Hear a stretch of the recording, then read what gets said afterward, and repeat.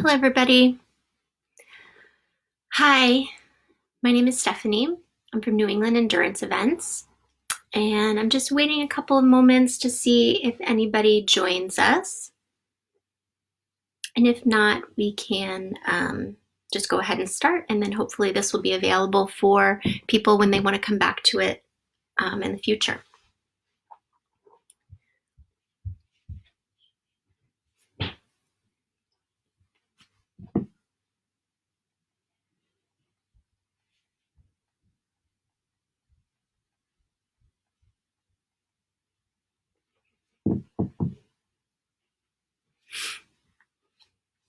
It's just 12 o'clock now, so we'll wait another minute for more people if they would like to join.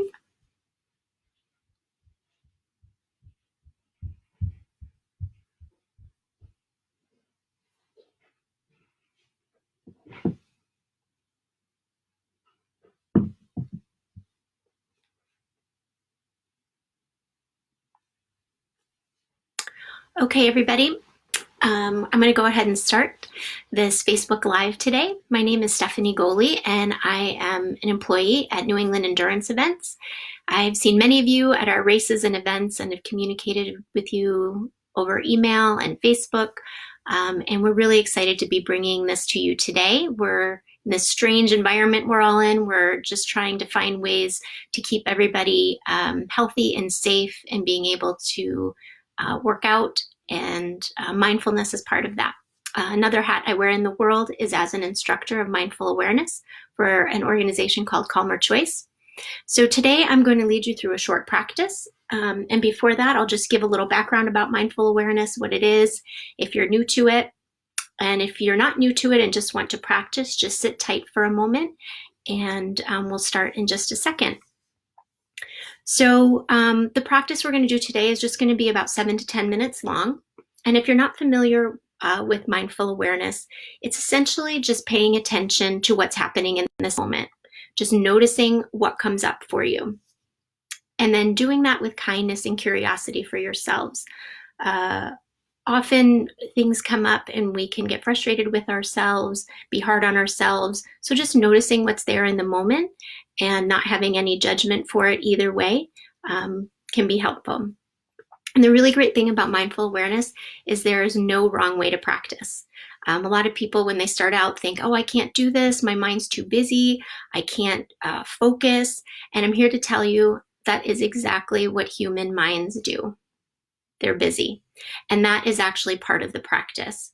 So embrace that busy mind of yours, and we can work on ways to bring our minds back to the present moment. And that's what we're going to do in just a moment. And if you've never practiced before, that's fine. I'm just going to give you a few tips before we start. So the first tip is just to find a comfortable, quiet place to be. I'm sitting on the floor, and you might want to sit on a pillow if that's more comfortable, or maybe a pillow against something, a back that you want to lean against. You can also sit in a chair. If you are sitting in a chair, I would suggest feet flat on the floor, keeping your back upright but not uptight, relaxed shoulders, hands just resting gently in your lap. And best to have a quiet room without distractions, which I don't know about any of you, but my house is a little busy right now. So finding a quiet place is actually kind of tricky. But hopefully we'll have nobody running in here in this moment. So today I'm going to focus this practice on the 3 most common anchors we use in mindful awareness. And those are sound, sensation, and breath. And the reason we call them anchors is because they're similar to an anchor on a boat, that holds a boat in place so it's not drifting away. And these anchors are really anchors for our minds so they don't drift away. And when they do drift away, as they will, we just remind them to come back to the anchor. So I'll go through each of these anchors one by one and give you an opportunity just to pay attention to it. And as your mind wanders, you can just gently remind it to come back to the anchor.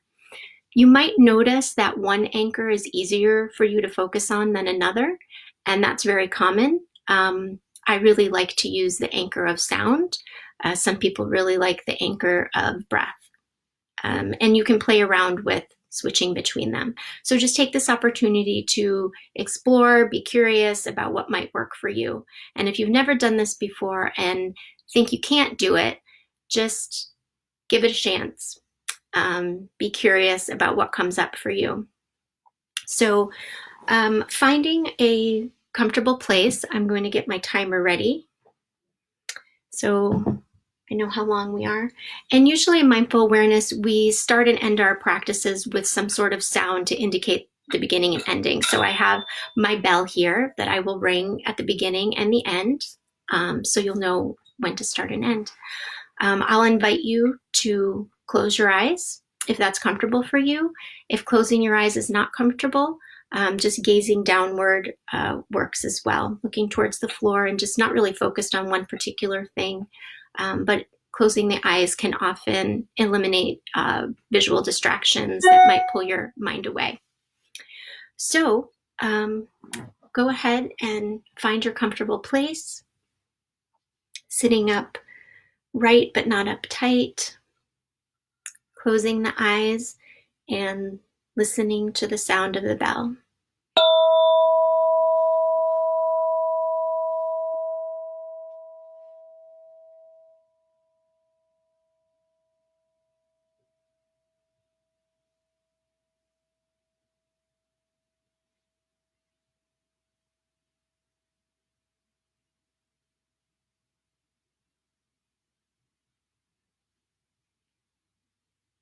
After the sound of the bell ends,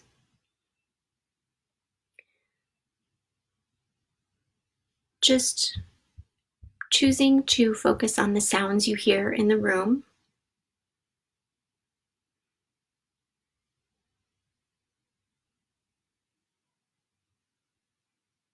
You may hear sounds outside of the room you're in.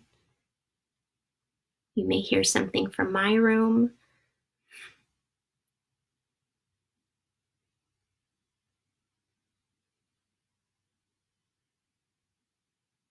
Just notice the sounds and stay with that for a few moments.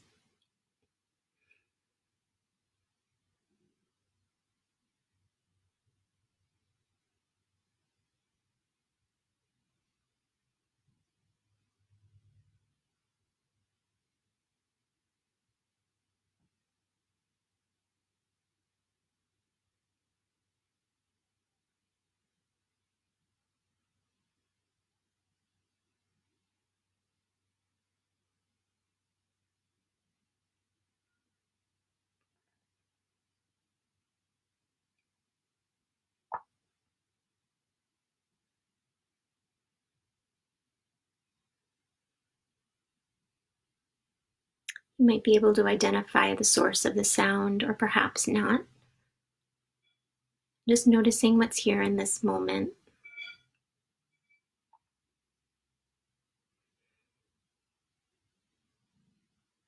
If your mind gets pulled away, just be gentle with it. Remind yourself to come back to the sounds.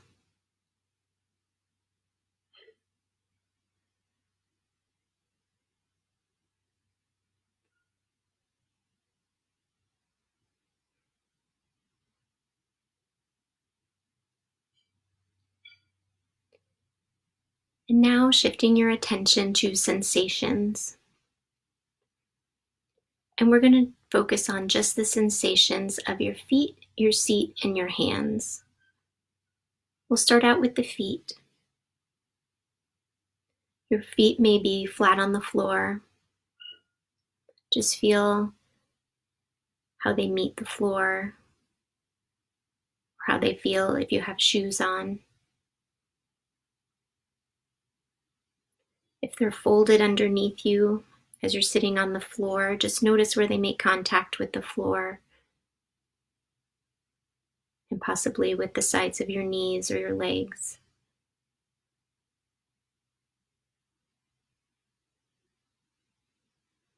Noticing any pressure, any warmth or coolness, perhaps tingling.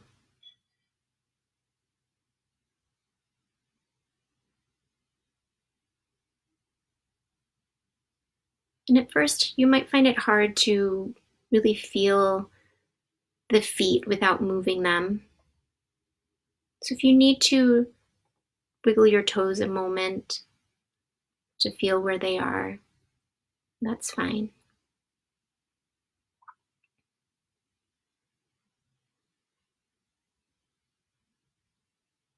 And now moving your attention up to your seat, how the surface you're sitting on meets your body, where there's pressure or lightness,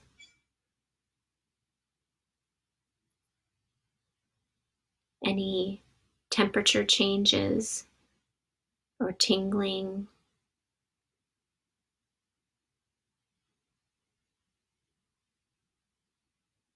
Perhaps the pressure is even or uneven. Just notice what's there for you right now.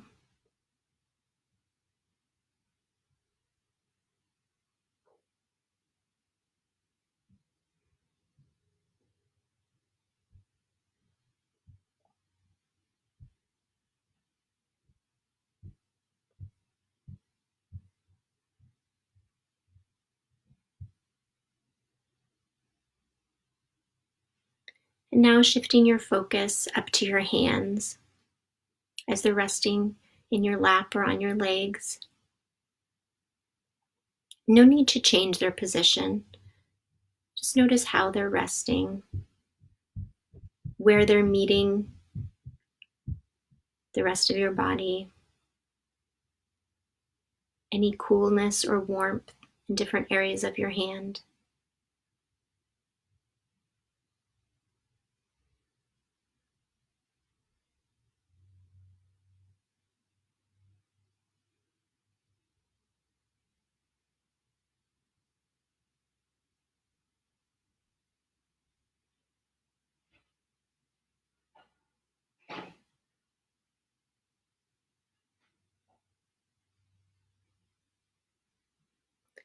And now moving your focus onto the breath.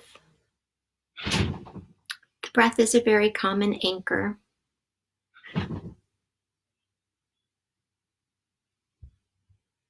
Just noticing your regular inhale and exhale. No need to change anything. And notice where in your body you feel it the most.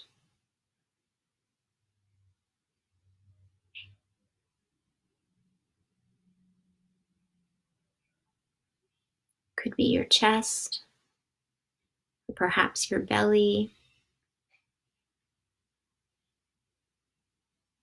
And if you'd like to, you can put your hand resting on your chest or your belly, just to help your focus remain on the breath.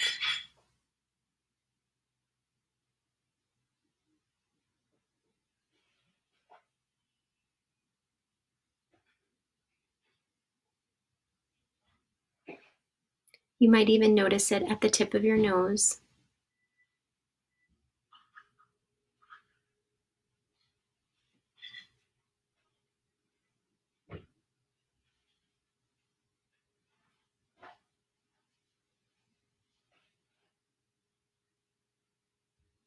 And as your mind wanders or gets pulled away, just notice it and gently remind yourself to come back to the breath.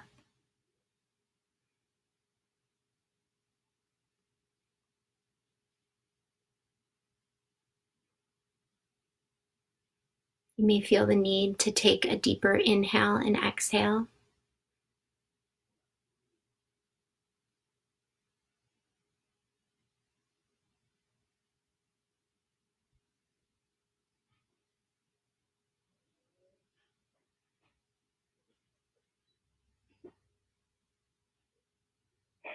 And now, for a moment, choose one of the anchors, either sound, sensation, or breath, and stick with that anchor for the next few moments until I ring the bell. to end.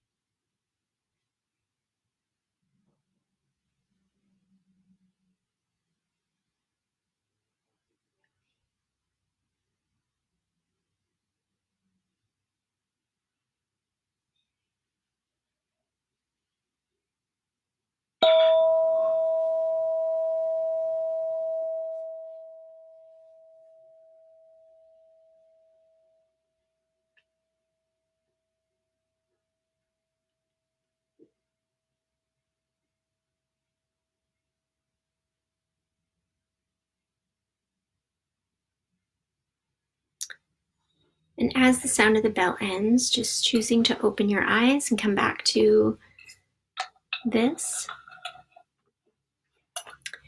And I'm just wondering what anybody noticed during that. That's the whole idea of mindful awareness, is just noticing what's present in the moment. If people have questions or comments, please feel free to post them now in the chat, and I'll stay on for a couple minutes to answer anything. And I'll just make a couple of suggestions for people who are just starting out or maybe want to start a mindfulness practice, especially considering everything going on in the world right now. We can get really wrapped up in the difficulty and the worry of it all. And mindful awareness can really help center us. It's not going to make those worries or fears necessarily go away, but they might change your relationship with them and be able to allow you to accept experiencing them in the moment. So if you are just interested in starting out, I would suggest setting a timer for yourself, for maybe even starting out with very short, like 3 minutes, maybe 3 to 5 minutes, choosing an anchor of sound, sensation, and breath, and just notice what comes up for you. And then you can slowly increase that time, adding on a minute or two every day or every other day, working yourself up to maybe 10 minutes or 20 minutes a day. And then for people who really like a guided practice, sometimes I prefer that, and sometimes I just prefer silence. There are lots of mindfulness apps available. I'm not promoting anybody in particular, but just to share, the ones that I use mostly are Insight Timer and Headspace. And so those are ones I would suggest. That is what I have to suggest for today. So I'll stay on for another minute or so. And if anybody has any questions, I do have one question here. What do you do in terms of mindfulness with your kids when they start to get stressed and frustrated? Is there a tool you use with them?